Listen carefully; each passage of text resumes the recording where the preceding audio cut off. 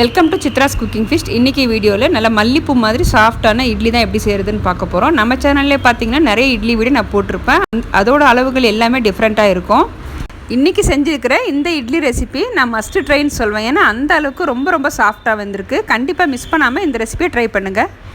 நம்ம சேனலில் இப்போ தான் ஃபஸ்ட் டைம் வாட்ச் பண்ணுறீங்கன்னா சேனலை சப்ஸ்கிரைப் பண்ணிக்கோங்க.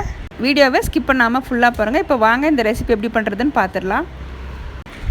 1/4 கிலோ மெஷர்மெண்ட் உள்ள கப்பில் 2 கப் அளவுக்கு இட்லி அரிசி எடுத்திருக்கேன். கடை இட்லி அரிசி தான் நான் பயன்படுத்தியிருக்கேன். நீங்கள் மெஷர்மெண்ட் கப்புக்கு பதிலாக வீட்டில் இருக்கிற கிண்ணம், டம்ளர் ஏதாவது யூஸ் பண்ணிக்கலாம். அடுத்தது அதே கப்பில் 1 கப் அளவுக்கு பச்சரிசி சேர்த்துக்கலாம். இப்போ நல்லா ஒரு 2-3 தடவை நம்ம வாஷ் பண்ணி எடுத்துக்கலாம். இப்போ நல்லா வாஷ் பண்ணதுக்கப்புறம் 1 ஸ்பூன் அளவுக்கு வெந்தயம் சேர்த்துட்டு 2 ஸ்பூன் அளவுக்கு ஜவ்வரிசி சேர்த்துக்கிறேன். நான் மாவு ஜவ்வரிசி தான் எடுத்திருக்கேன். ஜவ்வரிசி கண்டிப்பாக சேருங்க. நம்ம ஜவ்வரிசி சேர்க்குறதால நமக்கு இட்லி நல்ல சாஃப்ட்னஸ் கொடுக்கும். இப்போ நல்ல தண்ணி சேர்த்துட்டு ஒரு 5 மணி நேரம் நம்ம ஊற வச்சுக்கலாம். இப்போ அரிசி எடுத்த அதே கப்பில் 3/4 கப் அளவுக்கு வெள்ளை உளுந்து எடுத்திருக்கேன். உளுந்து நமக்கு 1 மணி நேரம் ஊறினா போதும். இப்போது 1/2 கப் அளவுக்கு அவல் சேர்த்துக்கிறேன். நான் கெட்டி அவல் தான் எடுத்திருக்கேன். இப்போ இது ரெண்டுமே கழுவிட்டு ஊற வச்சுக்கலாம். அவல் சேர்க்குறதுக்கு பதிலாக நீங்கள் சாதம் கூட 1/2 கப் அளவுக்கு சேர்த்து அரைச்சிக்கலாம். அவல் நமக்கு ஒரு 1/2 மணி நேரம் ஊறினாவே நல்லா ஊறி வந்துடும். இப்போ பார்த்தீங்கன்னா உளுந்து அரிசி எல்லாமே நல்லா ஊறி வந்திருக்கு. இப்போது நான் மிக்ஸி ஜாரில் சேர்த்து அரைச்சி எடுத்துக்க போகிறேன். நீங்கள் இதை கிரைண்டர்லேயும் அரைச்சி எடுத்துக்கலாம். ஃபஸ்ட்டு உளுந்து நல்லா நைஸாக அரைச்சி எடுத்துக்கலாம். நல்லா வெண்ணெய் போல் இந்த மாதிரி அரைச்சி எடுத்துக்கோங்க. உளுந்து அரைக்கும் போது ஐஸ் வாட்டர் கொஞ்சம் கொஞ்சமாக விட்டு நல்லா கெட்டியாக அரைச்சி எடுத்துக்கோங்க. அப்போ தான் நமக்கு கிரைண்டரில் அரைக்கிற பக்குவத்தில் இருக்கும். உளுந்து 2 ட்ரிப்பாக அரைச்சி எடுத்துக்கிறேன். அடுத்தது அரிசி அரைச்சிக்கலாம். அரிசி ரொம்ப நைஸாக அரைக்காமல் நம்ம ரவை பதத்தில் அரைச்சி எடுத்துக்கலாம். இப்போது அரிசி எல்லாமே நான் அரைச்சி எடுத்தாச்சு. கடைசியாக நான் அவல் அரைச்சிக்கிறேன். இந்த மாவுக்கு தேவையான அளவுக்கு உப்பு சேர்த்துட்டு 1 நிமிஷத்துக்கு நல்லா கலந்துக்கலாம். அப்போ தான் நமக்கு மாவு நல்லா பொங்கி வரும். அரிசியும் உளுந்தும் கரெக்டான பக்குவத்தில் சேர்த்து செஞ்சாலுமே ஒரு சிலருக்கு பார்த்திங்கன்னா இட்லி ரொம்பவே கல் மாதிரி வருதுன்னு சொல்லுவாங்க. அவங்களுக்கு ஒரு சில டிப்ஸ் மட்டும் நான் கொடுக்குறேன். ஃபஸ்ட்டு டிப்பு பார்த்திங்கன்னா அரிசியும் உளுந்தும் அரைச்சி எடுக்கிற பக்குவம் சரியாக இருக்கணும்.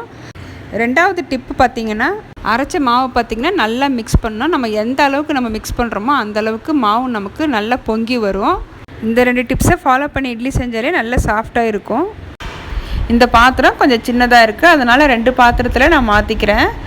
இப்போ க்ளோஸ் பண்ணி வைக்கலாம். ஒரு 8 மணி நேரம் புளிக்கட்டும்.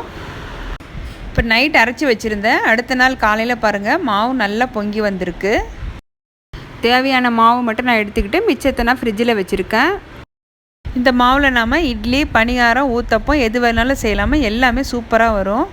நல்லா ஒரு தடவை கலந்துக்கலாம். நம்ம மாவுக்கு உப்பு ஏற்கனவே சேர்த்துருக்கோம். நல்லா ஒரு தடவை கலந்துட்டு இப்போ இந்த இட்லிக்கு ஒரு சூப்பரான சைடிஷ் முள்ளங்கி சட்னி ரொம்ப டேஸ்ட்டாக இருக்கும். இது எப்படி செய்கிறதுன்னு பார்த்துடலாம்.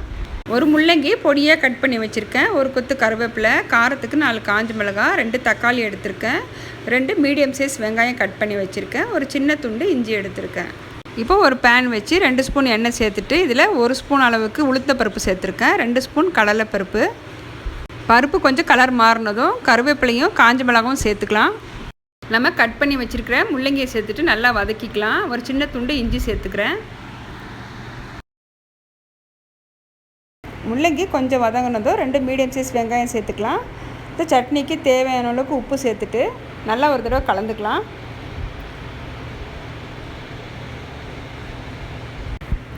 முள்ளங்கி வெங்காயம் கொஞ்சம் வதங்கினதும் நம்ம தக்காளி சேர்த்துக்கலாங்க. 2 மீடியம் சைஸ் தக்காளி சேர்த்துருக்கேன்.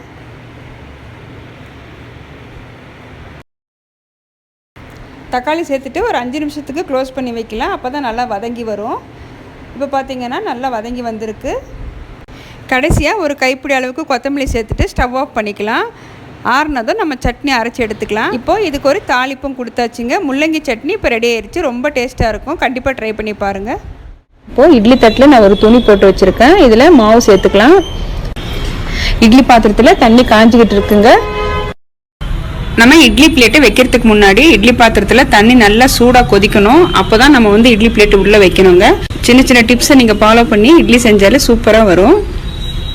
இப்போ க்ளோஸ் பண்ணி வைக்கலாம். ஒரு 10 நிமிஷம் வேகட்டும். இப்போ ஒரு 10 நிமிஷம் ஆயிருக்கு. இட்லி பாத்திரத்தை ஓப்பன் பண்ணிக்கலாம். இட்லி பாருங்கள் நல்லா சாஃப்டாக வெந்து வந்திருக்கு. இப்போ ஒரு பிளேட்டுக்கு மாற்றிக்கலாம். நான் சொல்லியிருக்கிற இதே அளவுகளை பயன்படுத்தி நீங்கள் இட்லி செஞ்சு பாருங்கள். இட்லி ரொம்ப பஞ்சு போல் சாஃப்டாக இருக்கும். நம்ம இன்றைக்கி செஞ்ச இந்த முள்ளங்கி சட்னியும் ட்ரை பண்ணி பாருங்கள். இந்த வீடியோ உங்களுக்கு யூஸ்ஃபுல்லாக இருந்ததுன்னா வீடியோக்கு லைக் பண்ணுங்கள். மறக்காமல் நம்ம சேனலை சப்ஸ்கிரைப் பண்ணிவிட்டு பெல் பட்டனை ப்ரெஸ் பண்ணி ஆளுங்கிற ஆப்ஷனை கிளிக் பண்ணி வச்சுக்கோங்க. அப்போ தான் நான் போடுற வீடியோஸ் வந்து உங்களுக்கு உடனே நோட்டிஃபிகேஷனாக வரும். தேங்க்ஸ் ஃபார் வாட்சிங்.